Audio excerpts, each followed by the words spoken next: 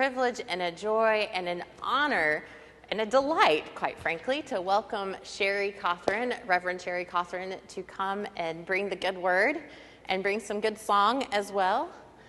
You'll need to turn the mic on and plug in your guitar, and then you're good to go. Can the church welcome Sherry with a hand clap of praise?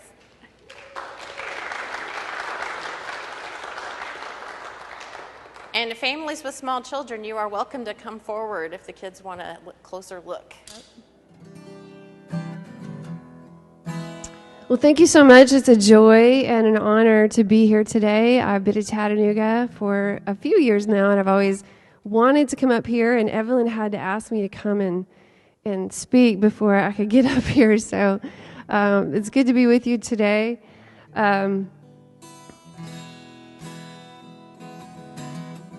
It's really good to be in a Methodist church. My husband and I have been worshiping at Second Presbyterian, where my office for my nonprofit is, and so it's wonderful to be in a Methodist space this morning and feel very sort of normal, isn't it, Patrick?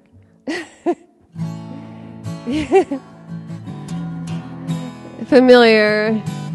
I'm just going to ask you to sing a few words with me, because I find that when we sing, we kind of all get our breath together. And I know you know this one. Come thou fount of every blessing. Go. Come thou fount of every blessing, tune my heart to sing thy praise.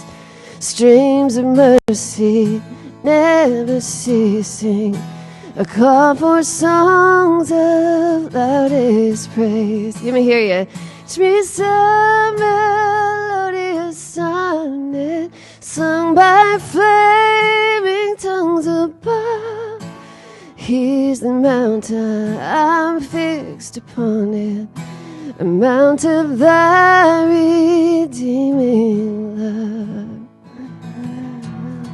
Well, left Nashville in 2018. My husband got a job in Chattanooga, and we decided we were Chattanooga bound, and I finished up my appointment. I had been a senior pastor for about 10 years in West Nashville at a church that is somewhat like this church, actually. It was started at West Nashville United Methodist and went on to St. John's. And I remember as I was leaving, I had no idea what I was going to do in Chattanooga. I knew that I was kind of finished with this phase of pastoring a local church and being a senior pastor at a church with crazy busy ministries to the growing homeless population in our community. And it had changed me and it had healed me in many ways, but it had also made me really, really tired.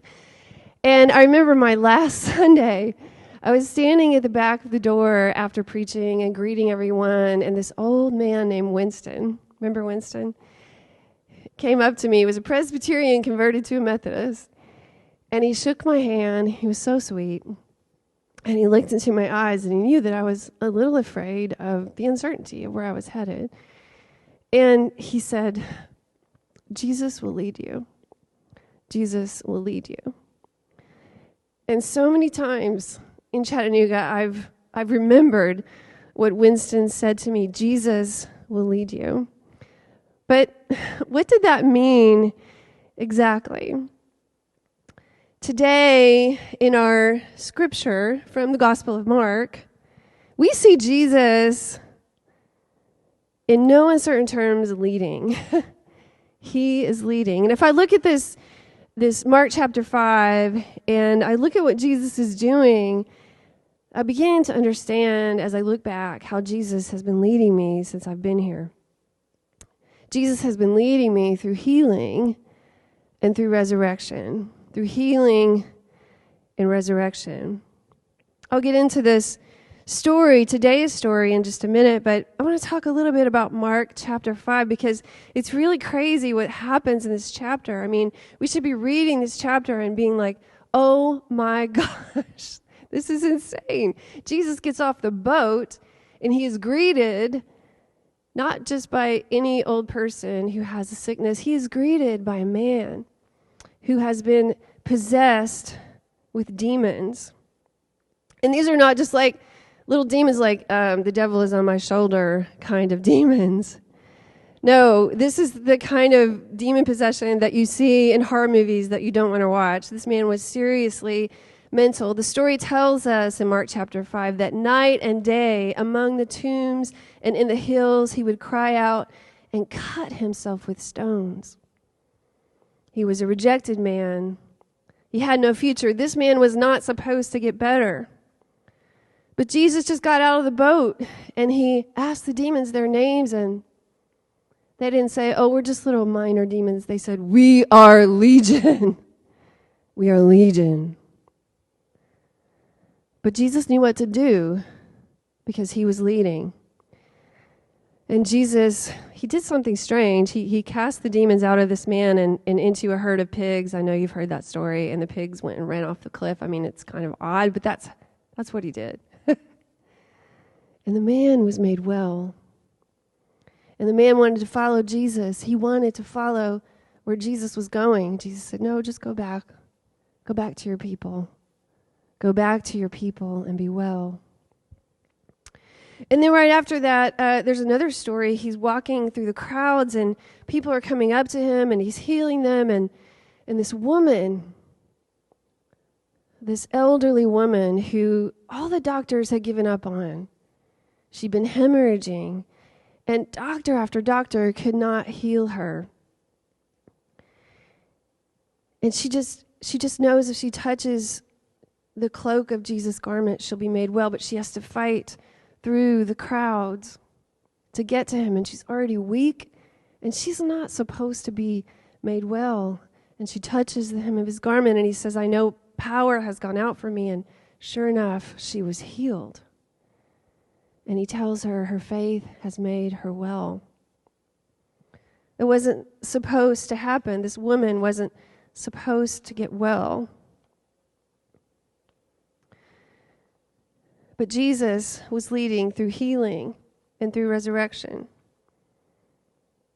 And then there's another story that happens right after that one. It's like bam, bam, bam.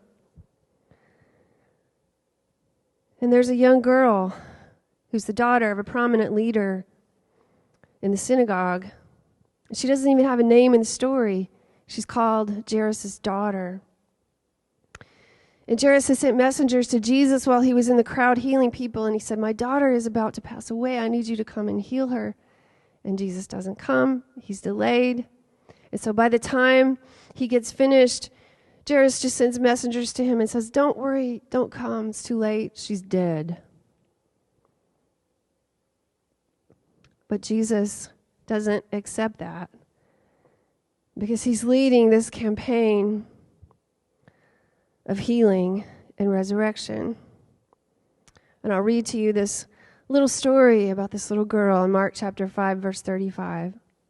While he was still speaking, some people came from the leader's house to say, your daughter is dead. Why trouble the teacher any further? But overhearing what they said, Jesus said to the leader of the synagogue, Jairus, do not fear, only believe. He allowed no one to follow him except Peter, James, and John, the brother of James. And when they came to the house of the leader of the synagogue, he saw a commotion. People were weeping and wailing loudly. And when he had entered, he said to them, why do you make such a commotion and weep? This child is not dead. She's only sleeping. And they laughed at him. They laughed at Jesus. And so he put them all outside. And he took the child's father and mother and those who were with him. And he went in where the child was. And he took her by the hand and he said to her, Talitha cum, which means little girl, rise up. And immediately the girl got up and began to walk about. She was 12 years of age. At this, they were overcome with amazement. And of course, he told them that no one should know about this. And he gave her something to eat. This is the word of God for the people of God. Thanks be to God. This little girl was not supposed to live. We have all these things in the story that are not supposed to happen. But we see that God had other plans. God has other plans. What I realized when I moved to Chattanooga was that God had other plans for me. I was really excited when we moved here to go out and sing and preach about my first book, Tending Angels. I had done this music video, and a lot of the homeless people that I worked with were in the video, and I was so excited. I began touring around and speaking and singing. And I suddenly began to get really tired and chronically tired. And I remember I was up in Chicago trying to drive around the city, and I got completely disoriented, and I was like, something's going on here with me. And so I came back to Chattanooga, and I just decided to take it easy and get a job, and I went back to pastoring for a couple of years. And of course, we realized over time that there was some toxic gas stuff going on in our house, and we eventually sorted it all out. But during that time, I went through an enormous healing, and I dare say a resurrection. Because God had other plans, and Winston was right. Jesus was going to lead me. It never seems like things are going to get better. When we read about Jesus' healing and resurrection, and we look out into our world, and we see what's going on, we tend to think, all that resurrection stuff, that's ancient history. What are we supposed to do with all of that? I mean, the world is a mess. The economy is bad. Global warming is a disaster. Politics are crazy. Even Methodism is on the brink. Churches are leaving. We don't know what's going to happen. And I'm going to be honest with you, sometimes I skip the news just for my own mental health. Sometimes I numb myself out to TV. Sometimes it can be so overwhelming. I think I'm just going to keep my head down and live, and I'm going to die, and I'm going to go on to heaven. Let's just get this over with. But I look at this story, and I realize that I don't want to be one of those people that's laughing at Jesus, telling him, you're crazy. I don't want to be one of those people that looks at a man that is possessed with things I don't understand and say that God can't heal this. I don't want to be that woman in the crowd that's given up on my own healing. I sing this song that we just sang, "Oh, to grace, how great a debtor daily I'm constrained to be." What I learned in Chattanooga and what Winston was trying to tell me with his wisdom was that I was going to have to learn how to depend on God. I was going to have to learn how to depend on God's grace because my strength was going to be taken from me. Jesus says, just when we're about to give up, just when we're about to look out upon the world and upon our lives and our bank accounts and just say, it's over. It's dead. I can't do anything about it anymore.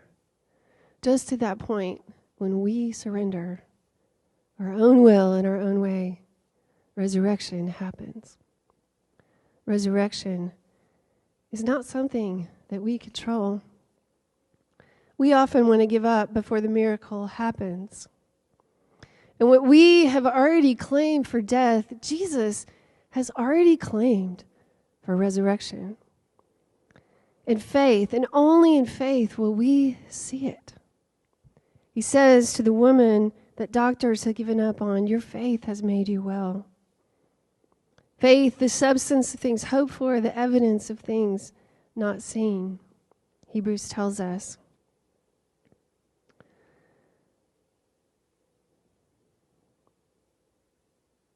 We all carry wounds inside of us. We all carry pain. We all carry that I can't do it inside of us. It's just a human thing.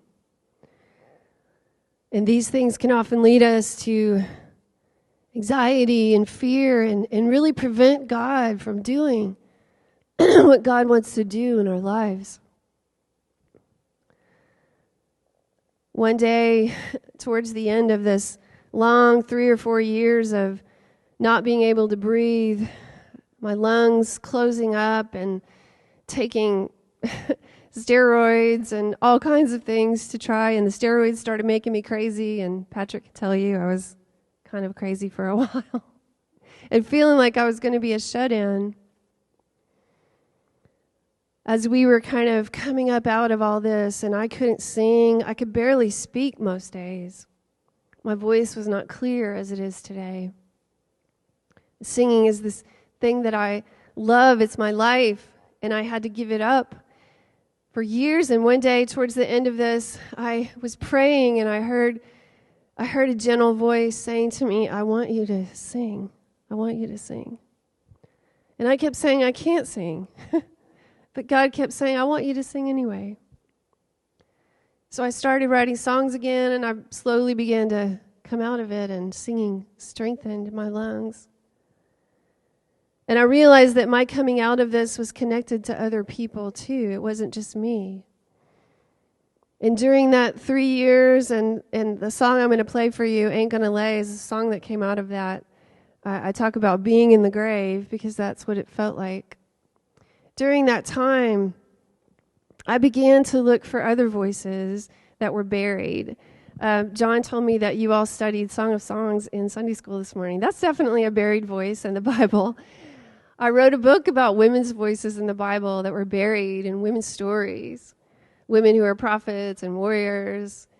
And the book is here today. You're welcome to take it home. I think John's graciously told me you all are studying it in Sunday school, and that makes me so happy that we're hearing these buried voices. And I began to research in Chattanooga because I had a lot of time, so I researched poverty in Chattanooga, and that's a big passion of mine, is helping people to rise up out of poverty and systemic racism. And I began to see that Chattanooga had a history of keeping black women's voices down. And I began to think, well, I can do my part.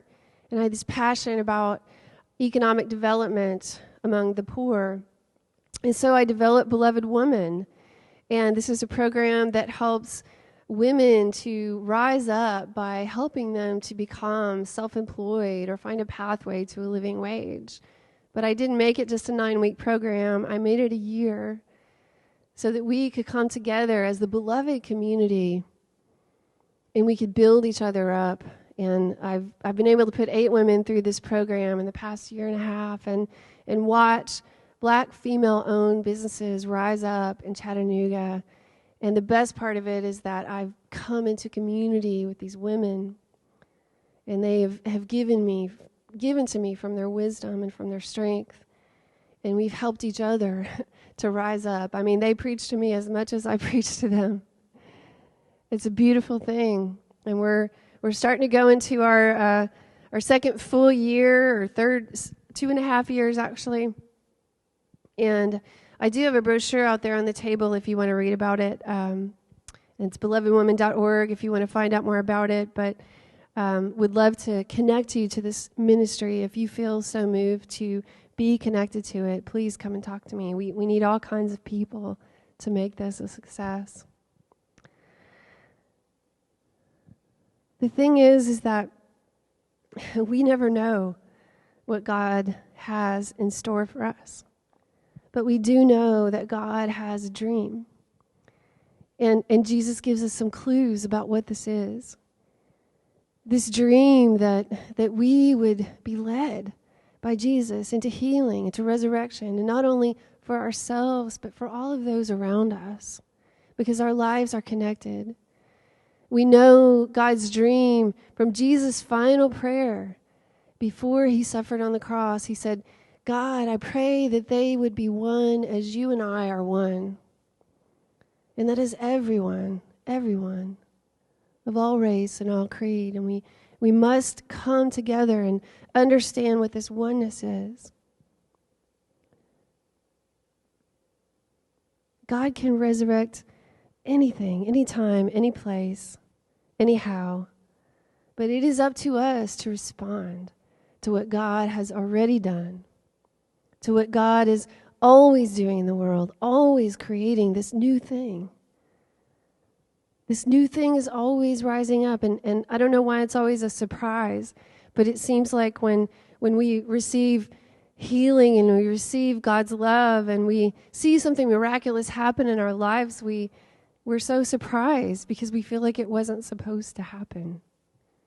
But God has a different idea of who we are and how we are to be in this world, and we connect to that through faith. And our resurrection is a daily thing. And I tell you all these stories today to let you know that Winston was right. Jesus is leading all of us, not just one of us, not just Pastor Evelyn, not just John, who's introducing you to my book, which that's awesome. But Jesus is leading all of us, each one of us. We all have a unique calling upon our lives to manifest God's love in the world. Now, we might go through the dark valley. I didn't know I was going to go through the dark valley. I thought I was just going to rise up when I first came here. I didn't know I was going to have to become a prayer warrior to get through it. There is one thing that we can count on. People might give up on us. Systems might give up on us. But God will never give up. God is always resurrecting and doing a new thing in our lives. God says to us, I'm not going to leave you where you are. I'm not going to let you lay there. You ain't going to lay in this bed no more, is what he said to me. So I want to play this song for you. And afterwards, I do have a table out there full of a couple of books that I wrote. One is about stories of homeless people that I worked with over 10 years called Tending Angels. And another is a book of stories about women. And these books help fund the Beloved Woman ministry that I'm doing, so it's all connected.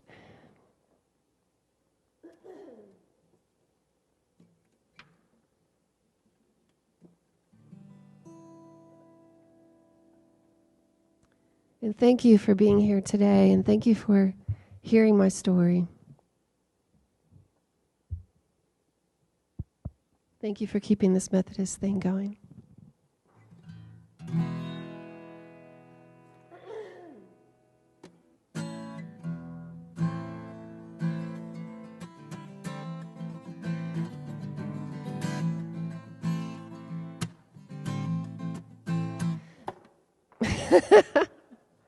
See, the unexpected is always happening.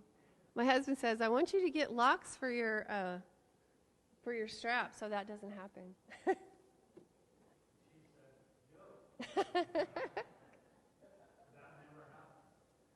I'm a little stubborn, I have to say.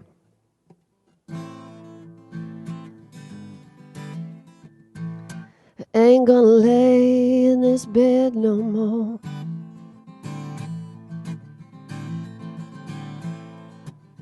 The 3 years in the grave. The 3 years in this bed I lay underneath the heavy chains of the past, paralyzed by the pain. Oh, I pray like never before. Yeah, I pray to the God of Israel's Lord. Help me steer my soul back from Satan's door. I ain't gonna lay in this bed no more. Oh, sister, hear me praying.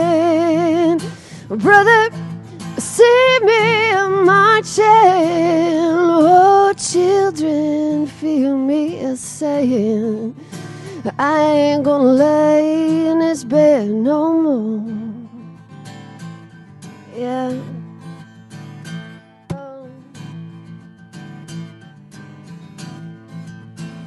I saw the man who put a sword in my soul.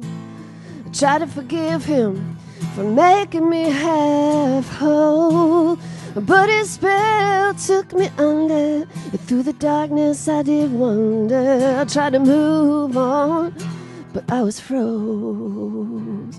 Oh, till one day I heard a voice from heaven say, rise up, little girl, and walk away. You ain't gonna lay in this bed one more day. Oh, sister, hear me praying. Brother, see me marching. Oh, children, feel me saying, we ain't gonna lay in this bed no more. Yeah. Now I'll be coming round the mountain when I come. I'll be riding 6 white horses when I come. And if you feel my story and you wanna move on up to glory, get up from your sick bed and run. Oh, sister, hear me praying. Brother, see me marching. Oh, children, feel me a-saying, we ain't gonna lay in this bed no more. We ain't gonna lay in this bed no more.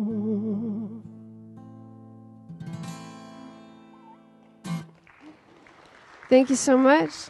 Turn it back over to Evelyn.